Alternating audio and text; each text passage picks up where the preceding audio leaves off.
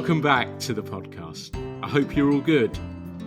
I'm over 260 episodes into this now, and I'm still enjoying every second of it.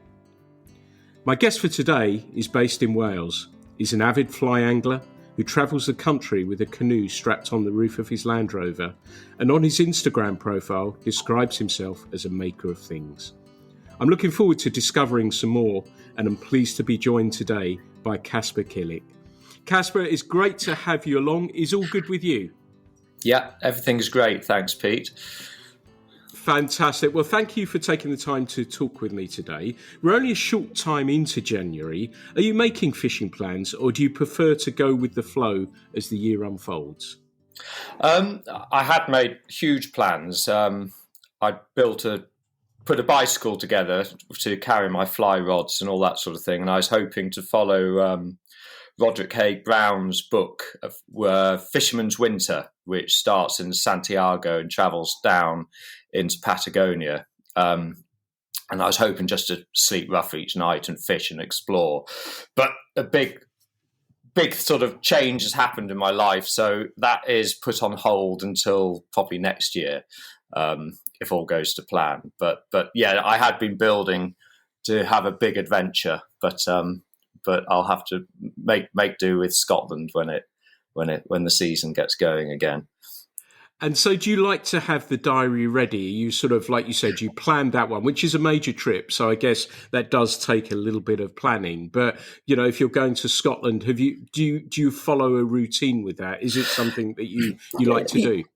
Yeah, so Scotland has sort of evolved. And it's evolved to the point now where I load the Land Rover up and I'll head off. And I hate end dates or rigidity in life. So I head north and then I just, with a rough plan, but I'll always meet amazing people who tell me of their secret places. There's a whole sort of community up there. And I could go into all the different people I've met. But they're just wonderful and sort of what I would call your tribe. They're in the same space. So I always go up there and I've got a few favourite places which I've sort of discovered, but then I'll always bump into someone and then I'll go off on my own tangents or random tangents. And what I like to do is I go and then I keep on going until I wake up one morning, want to be making things again. And then I head south. So last year I ended up being on the road for a month, and the year before it was 3 weeks, and the year before that was 3 weeks. So a month is about maximum I've discovered that I can be away from making things. But I just love the freedom. And what I think people maybe miss is if you do things in the right vein, Britain has got, you know, it's as exciting as maybe Sweden or Canada or all of these places we all read about, Patagonia. And there's some real hidden gems out there. And it's all on our doorstep. But it's your frame of mind, how you go about doing things, that makes it an adventure, I think. And coming back to Patagonia, does that mean that was sort of kind of a extension of that? And what made you want to choose that? It was obviously the book as well, but the way about going about this trip and putting it together. And has that taken, comparable to Scotland, has that taken a whole lot more work? Yeah, I think a lot of my... so probably my journey's not quite conventional. So I'm a big reader, but I'm hugely dyslexic, so I've never passed an exam in my life. But I remember when I was 16 going off to Portugal, my mum sent me 2 books. One was called Moobly by Mike Tomkes, who lived in a bothy on the side of Loch Shiel, which he called Wilderness, and Moobly was his Alsatian. And I remember that whole world captivating me. And then the other book was As I Walked Out One Midsummer Morning by Laurie Lee, who walked across Spain. And so when I was 40, I rode across Europe on my bike following Patrick Leigh Fermor, who was a chap who walked up the Rhine and down the Danube just before the Second World War and wrote great books. And Scotland early on was guided, because I didn't have a clue. So, I'd read John Buchan, and there was Rannoch Moor. So that was the first place we went to. And then discovered Bruce Sanderson's Lochs and Rivers of Scotland. And then the people you meet. So I'd probably say everything I do is initially guided by reading and dreaming. And then from that, it just gives you that sort of a point to aim for. And I quite like the old-fashioned way of the books, because, the whole internet search and that sort of stuff, I don't know, it just doesn't sit well with me in many ways. It's good, but the unknown and just discovering as you go along is quite an attraction, which guides all sorts of aspects of life, I suspect. So it sounds as though you're a proper adventurer, and you talked about Scotland, you talked about Portugal, the upcoming trip. Does that mean that you're always looking the whole time to be able to experience these sorts of things? And is that difficult to fit around modern life? I think for modern people, it's really hard, because you're restricted probably to your 4 weeks holiday. And probably, you're a slave to society. And I think I'm fortunate, probably going back to being dyslexic, you can't do what normal people do. So, you got no qualifications. You can't just go and apply and get jobs. So you have to sort of forge your own way in life, which it's sort of, so it makes you think differently. That you have to make things happen, which probably brings out the adventurous way of doing things, and it's a constant movable feast. It's always evolving, which is always pretty exciting, and you can work it into your daily life. So where I live in Wales, in the summer, I'll finish work at 6 and the Land Rover's there, all the rods in, and you're straight down to the river and you just keep on fishing until 10:30. And then, like this last year, I realised I was sort of becoming sort of sleep deprived because I was a bit obsessed. And then you're just sort of, and luckily where we are, we're in the headwaters. So it's, really clean rivers, hasn't been sullied by mankind. Probably they're very spooky fish. So, it's taken me years of learning the rivers, and you're fishing and, you catch them. But probably if you just turned up, if you didn't know the rivers, you think, oh, that's a hard going or not very good, unless you're one of these really brilliant fishermen. But through time, you get to know it. And so you're lucky, but then the adventures to Scotland, you really immerse yourself for 24 hours a day into all the elements, and fishing is the big reason. Because I often think when you do fish, there's probably certain activities you can do where you actually stop and take in the environment, and like fishing, you're very intense and you're in that sort of tiny little viewpoint where you're focusing. But then when you come up for air as such, you just sit back and you notice, especially early in the season, the colours coming through the new leaves and the dappled light and the running water. And often, I'll always take my little Bialetti and brew a coffee on the riverbank and just enjoy the moment. And I haven't got there, but I always think that, if you could fall asleep and have an afternoon nap and then wake up, it'd be like being reborn. Walk along the river, and especially all the light and the birds and all the animals, and it's uplifting and it's leveling. And that's what I enjoy about Scotland, is you're in a big landscape and you feel absolutely tiny, and you are quite vulnerable when you really get into the remote areas. So, and it's very easy for everything to go wrong.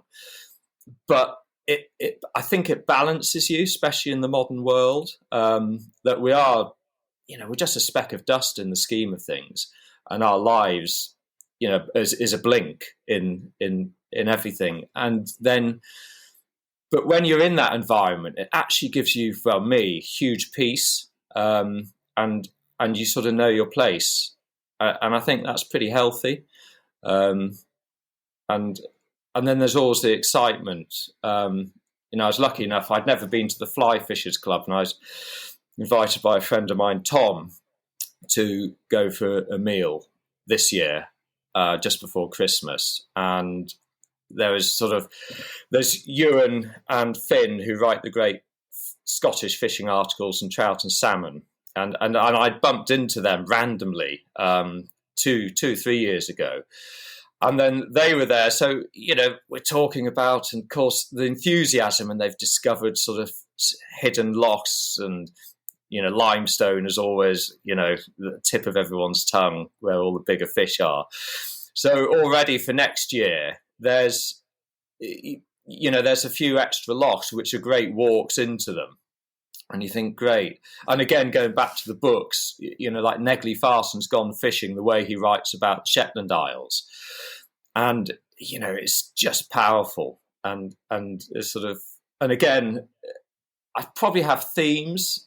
So 2 years ago, my theme was to be where the curlews were still calling, because we had them in Wales on the farm, and of course with the sort of monoculture, forestation, and all of that sort of destroying of habitats, we haven't got any curlews anymore. But in Scotland and certain areas of the Peak District, they are. Then to fish those lochs with that haunting call is just magical. So you just end up, and again, a lot of the places I'd read, and curlews have been mentioned, and I think it's part of fly fishing, and especially the writers I love. They're all called to that sort of thing. So you just sort of wander, and you turn up in the middle of the night and get in the back of the Land Rover, and then wake up and the curlews are calling, and you'll fish for a while, and it's all there for the taking, really. But you are realizing that it's diminishing. Mother Nature is screaming, and it's not being heard, ranging from, the salmon, everything. And all the evidence is there. It's common sense. But the politicians seem to ignore it. Lots of good lobbying and dodgy backroom deals, I always feel. And there's some wonderful people fighting the cause. And and you're always learning different things. And an element I bumped into just a young chap and his father on Watton, and it's something I hadn't really thought about. But he was saying, with all of this dredging and coastal fishing and destroying the habitat, the sea, all the sand eels and things, they're diminished. And there is a bit of an argument that the salmon are actually getting to our rivers half starved. So then they're not eating. So they're half dead effectively before they even get into our rivers. And then, which opens them up to all these diseases, and, everything is, it's a big worry. So the curlews is probably in a selfish way just grasping on to what we used to have. But one is very conscious that it's rapidly disappearing. Yeah, absolutely. And I think we're incredibly worried about it. And I know I've been talking to Martin Smith, who's going to be on the podcast very, very soon, about a lobbying group, and perhaps a little bit more aggressive as well. So watch this space about that. And you speak beautifully about the outdoors, and it made me think, you talk about the curlews and many other things as well. Does that mean that fishing fitted in with your travelling background, and you were pleased how nicely it slotted in with the other things that you wanted to do in the outdoors? Yeah. I think fishing was a seed that was sown when I was really young. So there's a family friend who's a wonderful character. And I remember probably about age 13, he had a 20 ball with Damascus barrels, and, weird child. I was quite curious to have a look at that. And I remember knocking on his door, and he sort of welcomed me in, and sort of being nervous because I'd always, when you're young, you see people, but you also think that you're just a, sort of some shadow in the background, and you're not, people won't know who you are. And I remember Roger welcoming me in, and he's mad keen sort of collector of 1920s split cane Hardy rods and wonderful fishing books. And his room is just, you see these things, the great rooms of your life. Or Roger's fishing room is one of the great rooms of my life, because it's full of potential. And anyway, that summer we would go off with our shotguns over our shoulders and our bicycles and sit in the cornfields waiting for wood pigeons to flight over. But during that, he would tell me about all these wonderful trips to Scotland, R.C. Bridget, and Roger again, a great reader, and following people's journeys. And I think those seeds were sown.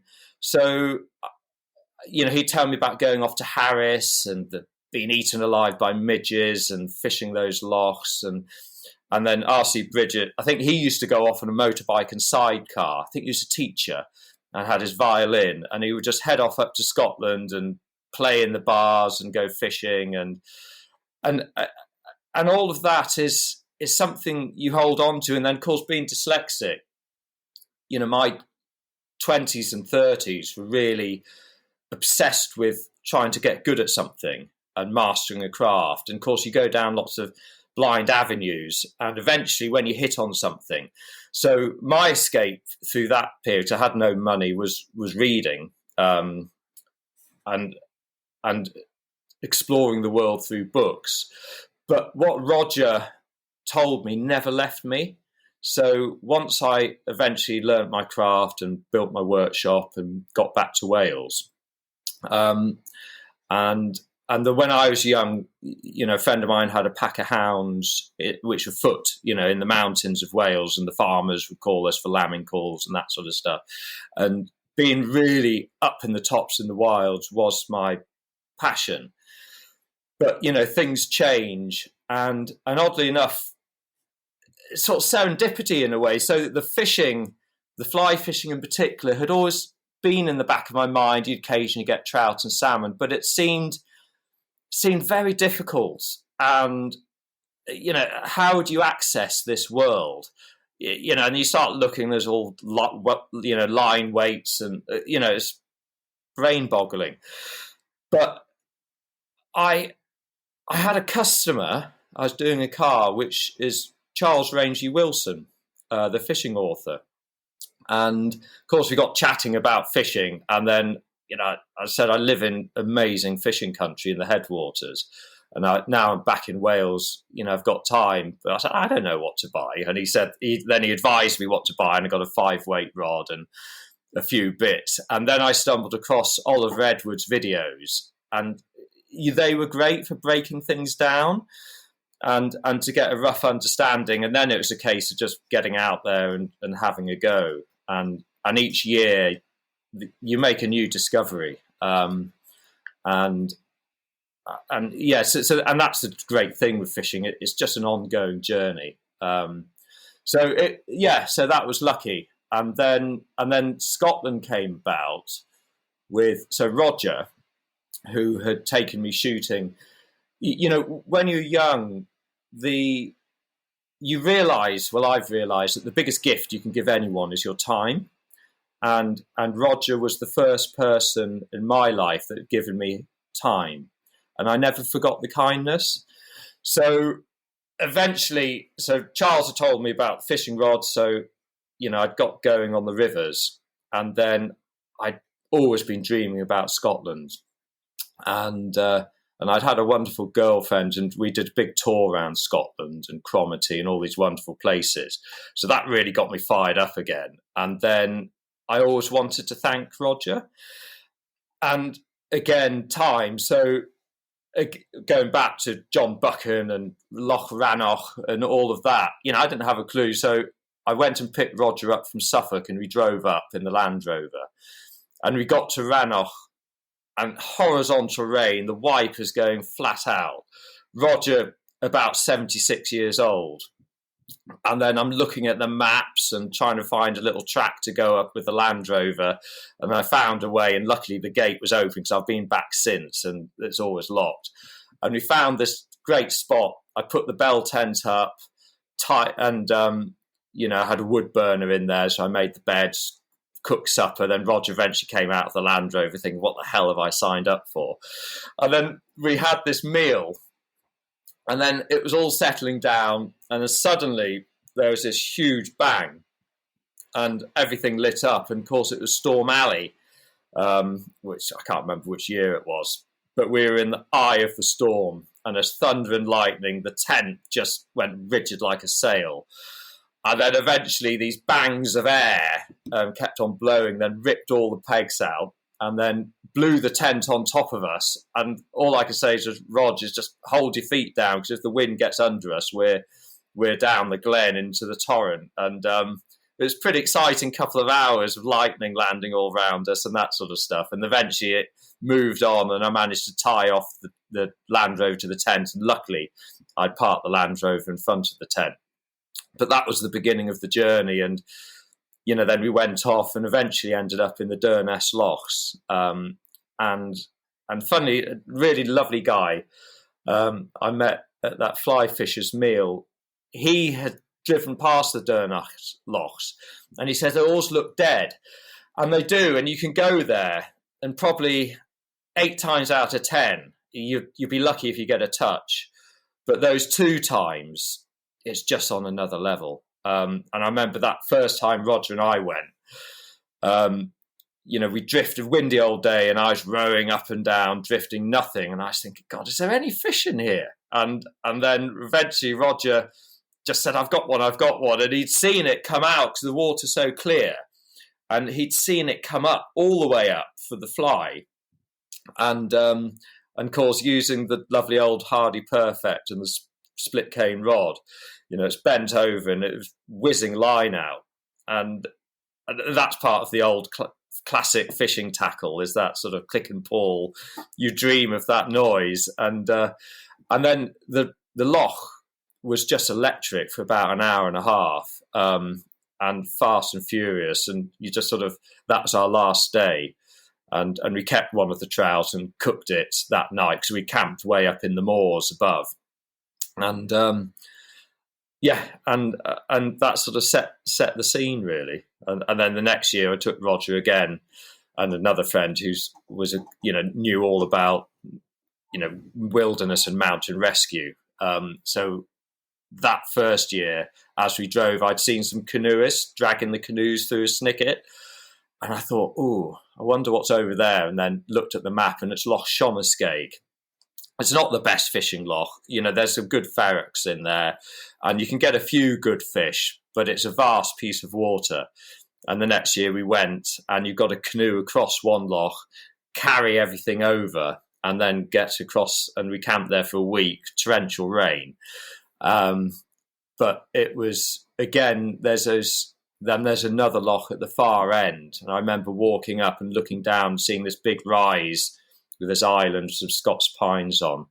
And you think, oh, yeah, I need to go back there and have a go at that. So, it's all there. And everyone, and it's a funny thing, when you're north of Inverness, it's more, the people are wilder.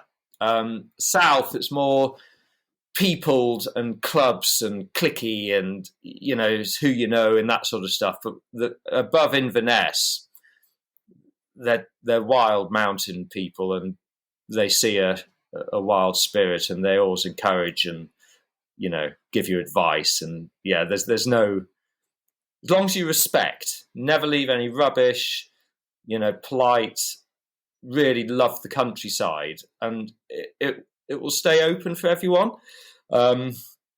which always goes back to that debate. It's like our current river thing. My initial way of looking at things is the more people involved, wild swimmers, canoeists, if everyone's together, our voice is much bigger.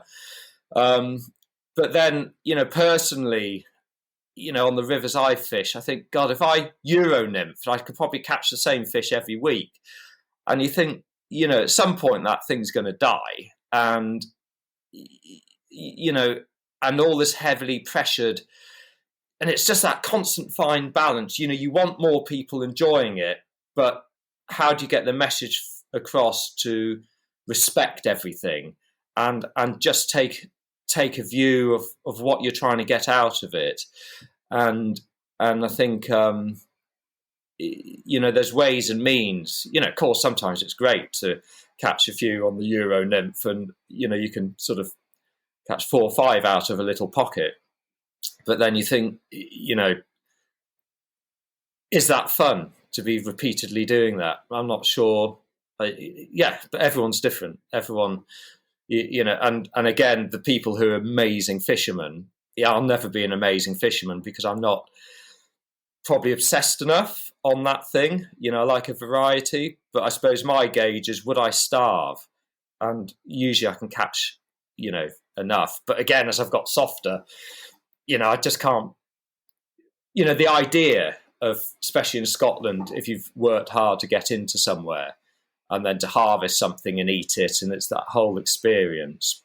But I think as you get older, you get such joy out of seeing them swimming away that you just don't. But everything's a journey. And we can't sort of start telling the younger people coming in, you got to do this, got to do that. If you're a thinking person, we've all made mistakes, and you sort of learn, and it's a journey, isn't it?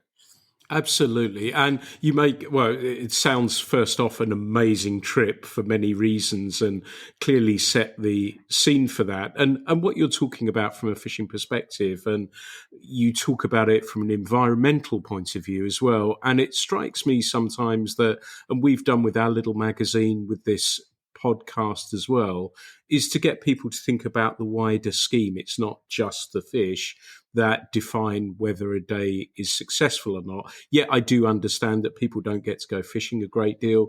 So as a result of that, they might want to fill their boots, but they're not doing that every week, day in, day out sort of things. So I think that's absolutely fine from that point of view. But yes, catch what you feel is right and then move on. And it is fine. And I've recently used the quote, and I'll use it again, that Lee Wolf said that fish deserve the sanctity of deeper water. And we're able to reach that deeper water more easily, so we're able to catch them. But sometimes it's okay to say, right, I've caught enough, or I've caught my share, and everything is fine from that point of view. And I wonder, you talked about the wild swimmers, you talked about surfers, we talk about canoeists. I think we're lagging behind a little bit actually on that. And I wonder if it is because of the fish rather than the wider scheme of things. Of course, we get many anglers who fish still waters, so may look at things slightly differently, just minutely, than river anglers. But do you think that we're a little bit behind the curve on that front as well?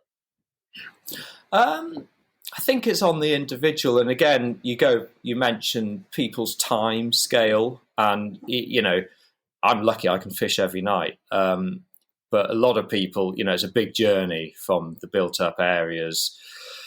But, probably, when we were younger, you had the adverts, the countryside code, and the government's then, invested in education. And I think and again, I've heard, eminent fishermen banging on about the canoeists. Well, all of my experience has been good with all the other river users. So one is acutely aware that 99% of people really respect the resource, and like the march we all went on, people are, they're trying to bang the drum. The government, as on many global issues, choose to ignore the voice of the people who they're supposed to be representing, and have their personal agendas through the lobbying bodies who've got at them. But I think with the rivers, we've got to make noise and hopefully be heard, which I'm not convinced we are, to be honest. But we've still got to do that. But equally on a ground roots level basis. So, like for instance, when I'm on the rivers, being an engineer, you're all sort of thinking, right, how can you solve problems?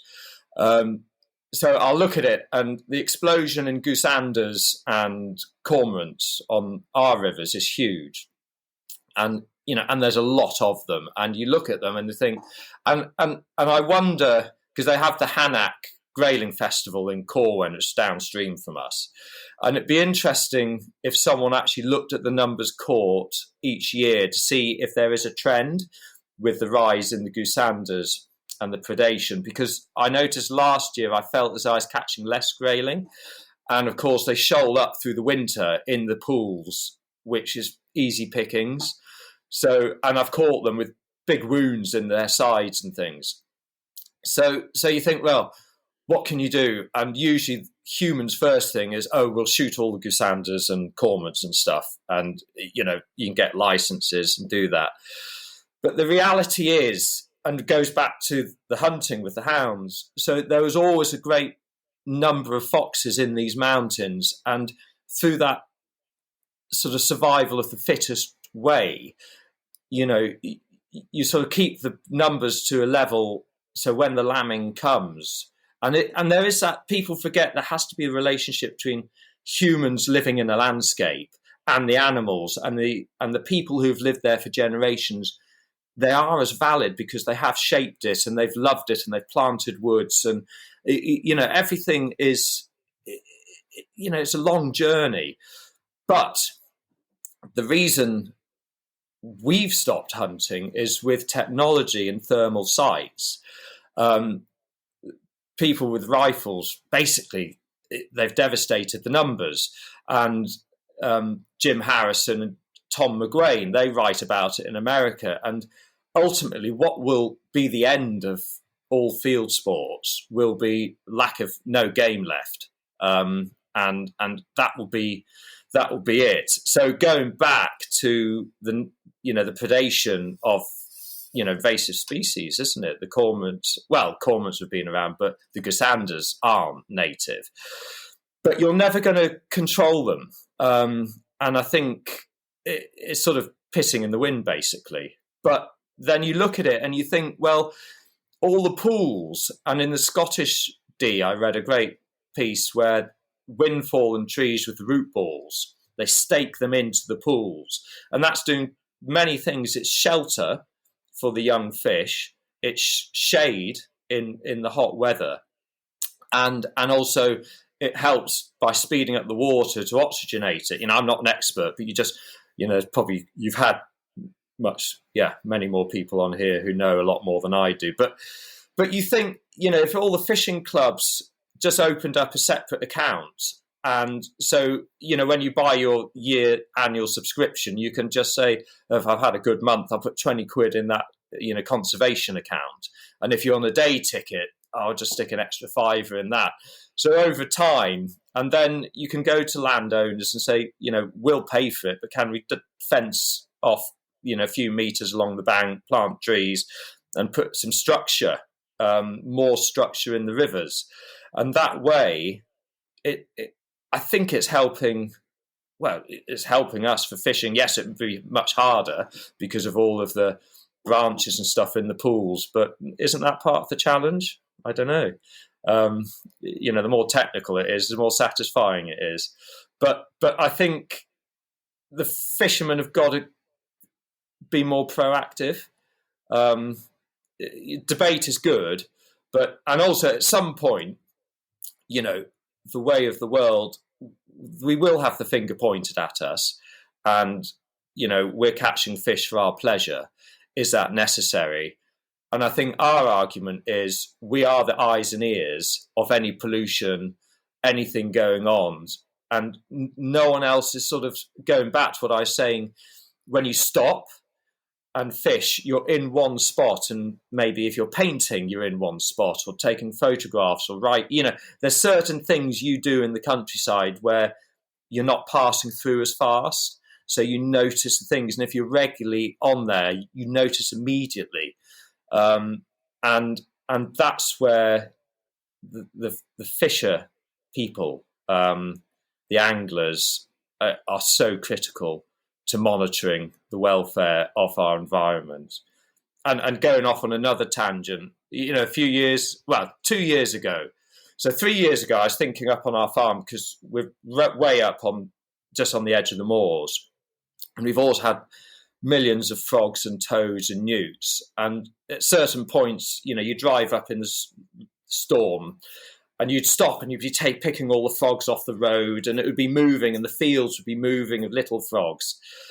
And then 2 years ago, I was just walking the dogs at lunchtime, and I saw this frog on the road, and Dion, who works with me, had gone to lunch. I thought, I'll move that so it doesn't get run over. And it was sort of startled and, straight-legged. And I thought, I've never seen that. And when you're so busy with life, you don't necessarily notice things, but your subconscious does. And then the next day, it was where I put it in the grass, dead, but it had these sort of like fungal, where its ears are, or would be. And then I talking to my mum about it, and then she Googled it, and it's some disease that's come in from pet, from the jungles or somewhere or other. And of course, then you think about it, and there's no frogs or toads, hardly at all, left on the farm. So whatever this fungal disease is, it's come up the watershed. Well, there's two ways. It's either come up the Welsh Dee watershed and gone up. And I've spoken to other people who live in other sort of little valleys going off, and they've seen, this. And again, it goes back to Mother Nature absolutely screaming and it not being heard. And it's really worrying. And who on their daily travels are going to notice frogs' numbers? But it's all key points in the health and food chain. So it's either come up the catchment area, or the NRW are very keen on damaging. So just a point. So National Resources Wales, the forests they manage is public land, and lots of people don't realise it. So we own that land, the people. And there has to be a thing. So I look out on my walks each day. Then FSC, so all your writing pads, furniture has got that stamp, FSC. And the woods are supposed to be managed to a certain level. And I've got it sort of written down, but there should be a buffer zone on all running water. And again, it's all the headline things. So 30% of all FSC registered wood has to be deciduous trees. Then they can have the monoculture. And of course, when you look at the monoculture Sitka spruce, if you go onto open moorland or bordering ground and you look at it in a tiny window, the insect life, it's a whole world, and it's so diverse. But then when you go into the forest, you'll have a sort of up to 700 mil, over half a metre of needles that have fallen. And this is all acid, and nothing grows in that. And there's vast areas, and they say 30%, but they don't give us a size. So, anyone with half a brain would think, right, you do it per acre or per hectare. And so you'd have 30% of deciduous woodland with variety, and then you can have your monoculture. But it's not that. So like in Wales, if you called it the Forest of Wales, that means you could actually plant 70% of monoculture throughout Wales and just have a little pocket at the bottom with deciduous trees. So there's no... It's a complete racket. And again, you look, and all the streams have been planted right up to them. And I've been doing the citizen scientist testing the waters. And whenever there's big rainfall, the acid spike is huge. So all of the insects in the rivers and any salmonoid eggs, I'm not sure what it is. Is it they don't survive 5.5 acidity or something? So these spikes of acid going into our rivers it's destroying what everyone's talking about, which is the spawning for the salmon in the headwaters. And then you ask the NRW, what's the deal? Because this can't be passing the FSC. And it's one thing I haven't done. Maybe we should all write to the FSC or email them and say, do you have people on the ground making sure that, your guidelines are adhered to? Because, I'm looking at it and you've got triple SI, moorland, and all of the trees are just spreading across. Then the NRW, and again, like the salmon farms, are going to be lots of local jobs, never works. So the FSC, the NRW, they've sacked the people who did clear the trees, and there's no buffer zone between the edge of the moorland and the forest. And again, common sense, you'd think, if you had a big buffer zone. But if you want to plant a new forest, I think it's 300 metres of buffer zone deciduous trees between, moorland habitat. And again, it's 100 metres or something between all running watercourses. So they know the problem's there. But if you replant a forest you've felled, you can plant right up to the line of the forest, of the moorland, and it seems as though they plant right up to the stream still. And then when you say, well, what are you going to do? And he says, oh, when we fell it, we'll create that buffer zone. But they don't seem to. And, but all that acid is running into the rivers. So our actual headwaters, which you'd think would be sacred, is being polluted and sullied by poor management, even before it gets through the towns and the sewage works going in. So it's just, it's heartbreaking. And you've got these idiots running the show. But the thing is, I went to the D-Life thing. There's some great speakers. And, they were saying with the NRW, the people on the ground are amazing. And a lot of them really believe in the work they're doing. And then the people at the top, you can actually have a conversation. But this sort of people, Jobsworths in the middle, who, they've got no work in them, and and they're just difficult people, and they just, it's sort of, anyway. We can go on, we can rant all we like. That's a great point, and that's the worry that I think that we have, is that governments and agencies will just try and ride these things out, whoever they may be. And that's why I feel, and some others, and it may be that we talk a little bit afterwards as well, that there is need for something that has a little bit more teeth to it as well, representing what we're involved with as well. So it may be that something comes of these conversations and others that we're going to have that may help a little bit more. But I can only keep my fingers tightly crossed. We've spoken a little while now, and I wanted to move on a little bit because you talked about being a maker of things. You touched on cars, and you touched on the ability to be able to fish pretty much every day after work. What does that mean then when we take you away from your travelling adventures? What does that mean from a working perspective for you? What is it that you're actually involved with? So I restore sort of vintage cars. Well, basically, we'll restore anything from 1900 through to 1970. So from the Formula One riveted aircraft monocoque construction, so metal, so from the 70s all the way back. And we basically do the difficult work that not many people can do, which allows me to live in Wales. And it's one of those things, I remember everyone telling me, who's going to send a car to a mountainside in Wales? But I had my dream of wanting to get back to Wales and built the workshop. And, we've got international client base, and it's all word of mouth.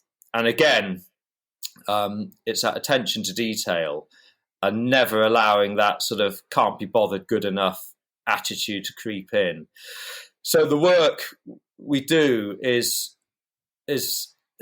mainly the panel work, recreating lost cars from photographs, and preservation work on really rare cars. And again, and the values are so high, it's almost like works of art. So if they've lost their original body, It's like having a sort of Van Gogh with, the pot cut out, of the sunflowers.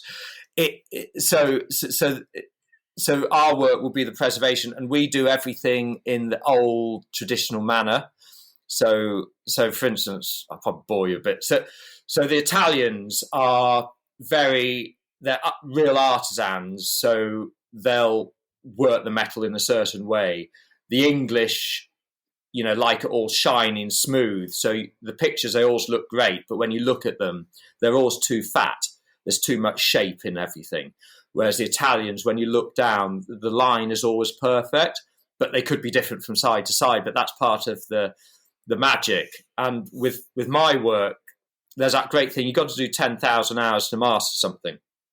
And when I was young, so it goes all the way back so when I was a little boy, dyslexic, and I remember my father's, great storyteller, and he's a car dealer, but he knows all sorts of people, from scrap dealers in the north to, all sorts. And anyway, Mark Knopfler from Dire Straits used to come up to the farm because Willie knew John Illsley, the bass player, when they were kids. So my father, Willie. So you had these characters, but I remember my parents standing me up, calling me into the dining room, and the whole table going quiet. And then my parents saying, "Oh, we're really worried about Caspar because he's not good at anything." And Mark, to his credit, said, "Oh, I'm sure Caspar will find something and become really good." And I think, you make of life whatever it is. And so my drive was to become really good at something, and my work to be able to stand toe to toe with anyone in the world. And I've got to that point through putting the hours in and going without. There's no travelling in my 20s or anything. It's just going up to Wales to hunt in the mountains. But now I have the freedom. So you sacrifice certain parts of your life, and so that work. And again, having that dream and belief, and the work, we don't advertise, and it's all word of mouth. But then that's spilled. But it's never enough. When you've worked so hard to achieve something. I remember when I first got back to Wales, I built the workshop. I had a year's worth of work, and I thought, I should be complete. I should be pure satisfaction. But I felt completely empty, and it took me a while to work it out. And of course, because I work so hard to achieve a goal, that's actually who I've become. So I've always got to have a project. And I remember a friend of mine saying, "You just like making things, don't you?" And yeah, I just like making things. So it's not the completion, it's the act. And again, that spills over to fly fishing. You never stop learning, and the river changes, and you discover a secret pocket that, then you've got to work out how to get your fly to get adrift for 3 inches because of all the cross currents. But each time, the height of the river changes, everything is an ongoing, and I think it keeps, and that's the thing with the fly fishing world. The meal I went to at the fly fishers, the enthusiasm for life and the excitement for life was palpable within all the people. And I remember my sister did a book called Handlines, which is in aid of landmine victims for the Red Cross. And her husband, Ken Griffiths, at the time, sadly Ken's died, but he's a great New Zealander, a great photographer, and such energy. And we used to take Wilfred Thesiger, he's a great explorer, and he'd walked across the empty quarter and lived with the marsh Arabs and lived in Kenya and travelled in Pakistan and Afghanistan in the mountains and wrote all these books and millions great photographs. And he took him on the Millennium Eye. And I remember I love standing back and observing. And of course, Ken's knowledge he's a New Zealander, so he was always very inquisitive. But his knowledge of London, we went in the Millennium Eye, and Wilfred was in his 80s then. And it was the childlike inquisitiveness. And he's asking Ken, "Oh, what's that? What's that? What's that?" And Ken was telling him all. And I remember thinking, that's the thing. You've got to be inquisitive.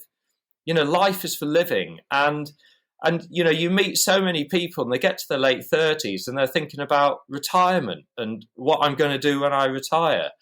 And you think, Christ, as soon as you get into that mindset, you're dead in the water, in my eyes, I think, anyway. It's got to be striving. So the work is, it's always a battle. There's nowhere you can read up to tell you how to do things. You've got to make tools to make a bit of detail, and like my routine, I'll get up really early, make my coffee and toast, read for an hour, then walk the dogs over the mountains, and I'll be going through my work. And when you've done something long enough, you can go down all the avenues and hit the problems, and then eventually you've tried every way in your mind. So when you actually get to work, you've actually probably saved your customer a fortune because you've hit all the problems and you've worked out how to do it.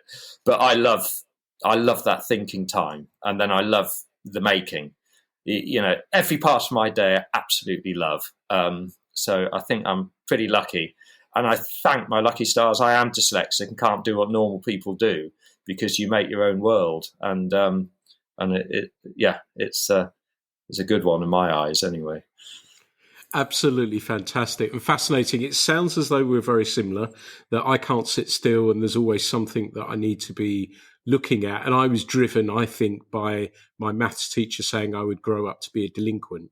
And that has been something that has driven me throughout my life to not be able to stop. And like you say, it's easy to say, well, I should be doing this, I should be doing that. And the advice we gave our daughter was, no one's going to stop you. Go for it. And that's the only real advice we've gone from there. But an absolutely amazing story.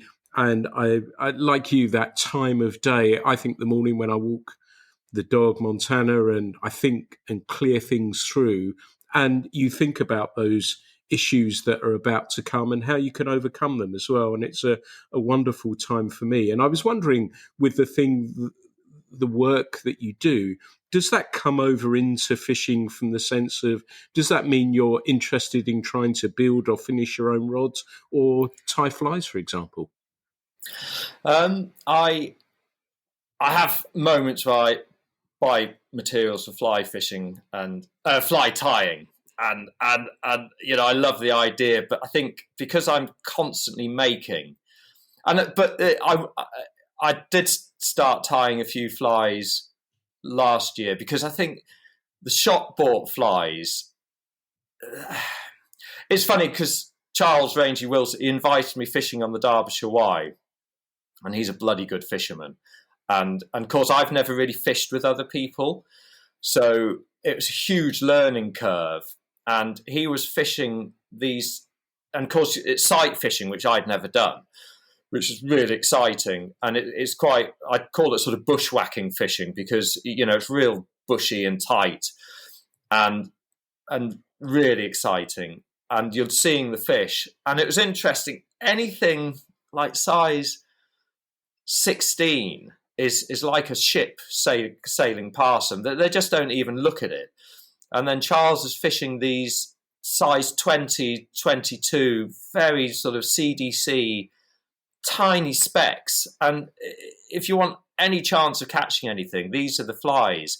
But you can't buy anything that delicate. And so I got Philippa Haight to tie me some. And her flies are she's an absolute genius, so delicate. And even, and all the ones she's created, she obviously knows her onions, because, they've got all the trigger points, super buggy.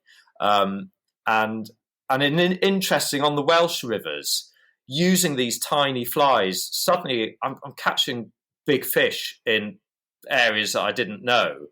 And then early on, you use this sort of generic, sort of heavy old things, and you're catching lots of fish, but they're just a silly small fish. So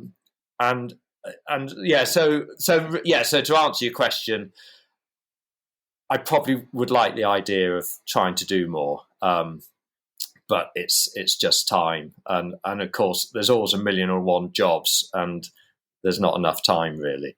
So Fantastic. And yes, shout out to Philippus Flies. I buy them as well and think they're absolutely fantastic.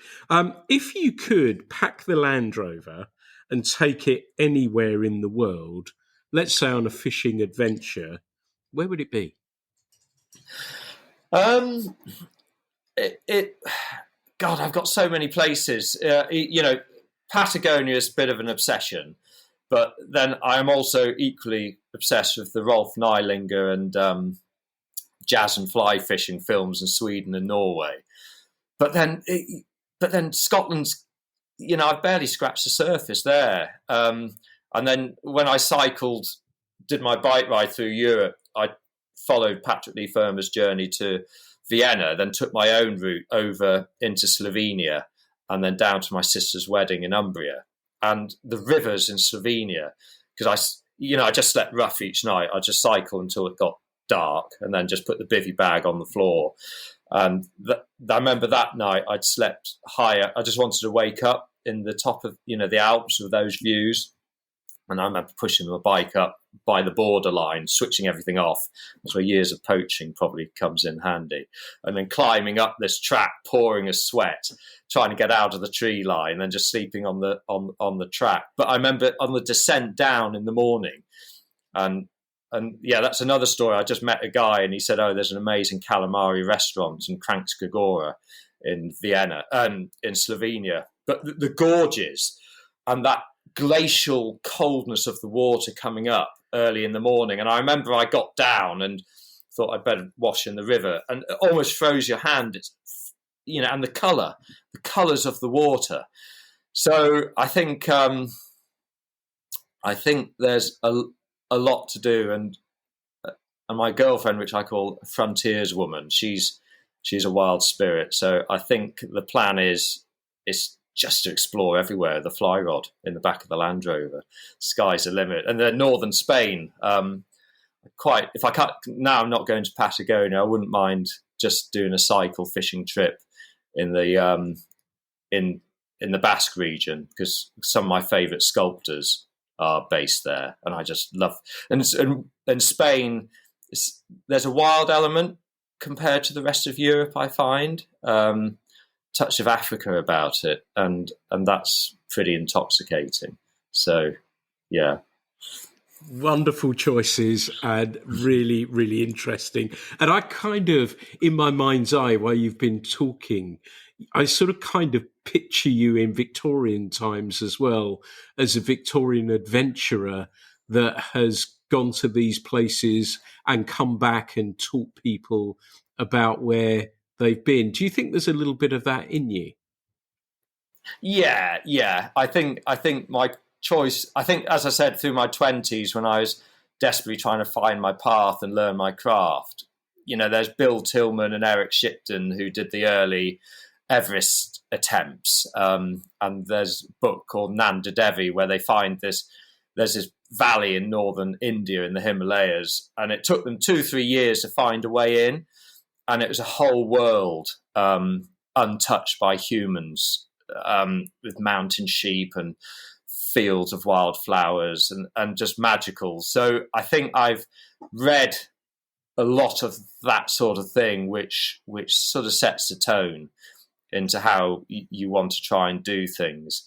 And again, like that bike ride when I cycled across Europe, I spent my life working, and I thought, I've got to have some adventure. I can't read about everything all my life. And then when you cycle, and literally I just had the book and I just underlined each village, and then you just realise that most people go in the house eating and watching TV. So as soon as it's dusk, you can sleep anywhere, and no one knows that you're there. And then you're away, within a couple of minutes, because you're just in a bivvy bag in the morning. And I love that sort of vagabonding, I suppose I call it, that sort of moving through and no one knows you're there. So I think, which probably would stem back to that Victorian age of, things always taste better if you've worked for them. That's for sure. So I look at all these sort of, fishing, sort of guided fishing sort of camps and stuff in Patagonian things, and I think, it looks amazing, but that wouldn't sit comfortably with me. I don't want to be going back to sort of comfort. I want to be sort of roughing it, and and there's a great bit. But if anyone's a reader, Eric Newby, Short Walk in the Hindu Kush. If you're in a bookshop or something, or it's the last 3 or 4 pages. He talks about meeting Wilfred Thesiger in the Hindu Kush, I think, and it will be because of the book, and just it's one of the funniest bits of travel writing you'll come across. It's incredible. So you have your heroes in life, don't you? Yeah, absolutely fantastic. And when you've done the Patagonia trip, we're going to have you back on, because I can listen to your stories for a long, long time. So when you've done that, I promise that we'll have you back on as well, so you can tell us all about that. In that Land Rover, on that tour, do you have a piece of music that you would listen to? What would be the first one that you put on and listen to on a road trip somewhere or other? Well, because I love your podcast. I'm always listening, and I think there's a wonderful violinist called Lauren McCall who plays incredible Scottish folk music, and could be one of them. It could be one of the Dire Straits, sort of Going Home, or Romeo and Juliet. But they're all quite personal. But so my brain doesn't. Yeah. So, but I think the one would be Over the Hill by John Martin, because that is a great song, and it's about escaping the masses and all of the things that lead you astray in life, and then finding peace. So Over the Hill by John Martin is a great song. Wonderful. And that sounds the perfect soundtrack to the life that you lead. Before we finish, can you tell us, Caspar, where people can find you on your Instagram handles, and perhaps if they've got a car that needs some work on as well, even, how they can find you and connect with you? Because like we've learned from this podcast, it's a fascinating thing that you're doing with your life that interests me deeply, and I'm sure there's many other people as well would enjoy that. So how can people connect with you? Well, I'm on Facebook, and I've got a business page, Killick Fabrications and Restorations, but I hate Facebook. So basically I just use it if ever I see any sort of environmental articles or things about all the awfulness going on in Gaza or whatever. I'll use it to post, but I never go on it because I just think I just don't like the vibe. But Instagram is what I enjoy, because you can choose what you want, be it architecture or fishing or whatever. So it would be Caspar Killick, Caspar Killick, on Instagram, and you find me on there. And also I've made a list of with the books. I've got a list of the fishing books that I completely love and will reread and are written really well. If anyone wanted that list, just ping me a thing and I'll read it out. Read it out. Oh, right. Okay. So, there's quite a few, but so no particular order. So, Big Two-Hearted River, Hemingway, is amazing, and basically it's a great fishing story, but it's also about the trauma of First World War. But depending on where your mindset is when you read it, you can read it in two ways: as just a brilliant fishing story and camping story, but also a pretty traumatized trying to understand things.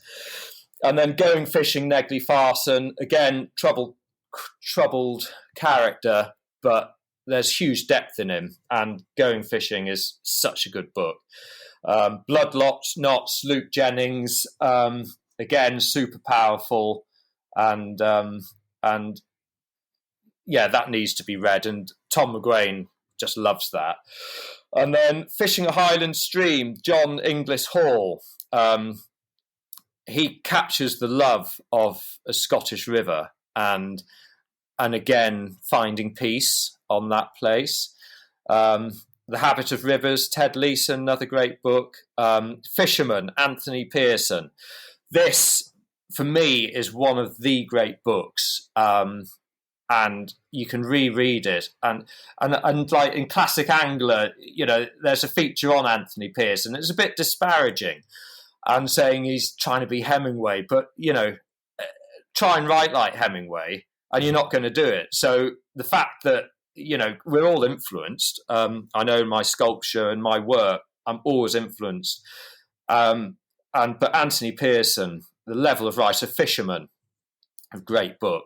Then The Search for the Genuine by Jim Harrison is a brilliant. Actually, I've got the book here. The last story, it's like a page long, but it's just incredible. And it's talking about, remembering his relationship with his father and going fishing and all the subtleties of kindness. His dad making him breakfast before going and just the whole magic. Then The Longer Silence, Thomas McGuane, incredible book. And then I Know a Good Place, Clive Gammond. He's a great writer. Fisher in the Hills, Robin Ade, which is sort of Dumfries and Galloway. And he writes beautifully. Then Trout from the Hills, Ian Niall, which is all in Wales, and again writes beautifully.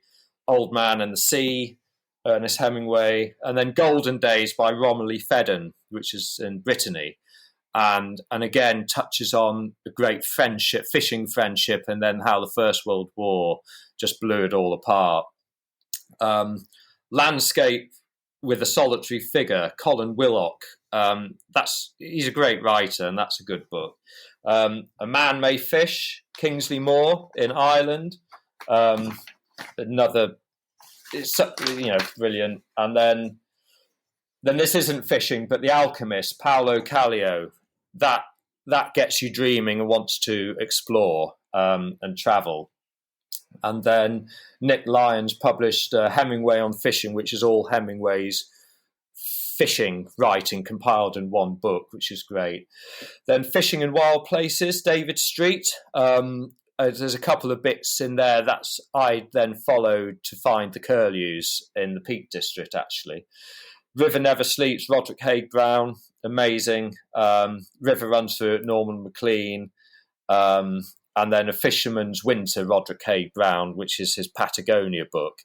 But the thing with Roderick Haig Brown is his humility and his observations. And, so it's not just fishing, he's getting under the skin of the place. And he's quite a reflective guy. And I really love that in his writing. So they're the books. Great choices as well. I have most of those, even the one in Brittany, I think, as well. Which Golden Days. Yeah. Book. So great choices there. Caspar, it's been an absolute pleasure to chat with you today. I'd like to say a colossal thank you for being a guest on the Fly Culture podcast. Well, thank you, Pete. I really appreciate it. We got there in the end. Yes, definitely. It's been a while. I have to come into the real world because we don't have good reception up in the mountains. So, we've got there. Fantastic. Well, thank you again for being a guest. It's been a pleasure speaking with you. Okay, thanks, Pete. Cheers. Okay, bye. Well, everyone, this has been the Fly Culture podcast. Thank you so much for listening to this episode. Again, as always, I try and mix the content, and hopefully you're going to find this as interesting as I have done. This one's dedicated to Robin. You'll know why, because you mentioned Caspar to me a little while back as well. So I hope you enjoy this and getting a chance to hear about his story. As ever, there'll never be any charge for these. I just enjoy chatting to wonderful people who are involved in our little community. So as ever, thank you so much for listening to the Fly Culture podcast. The Fly Culture podcast is brought to you in association with Fly Culture, a quarterly published magazine owned and run by fly anglers. When it comes to fly fishing, we've got you covered.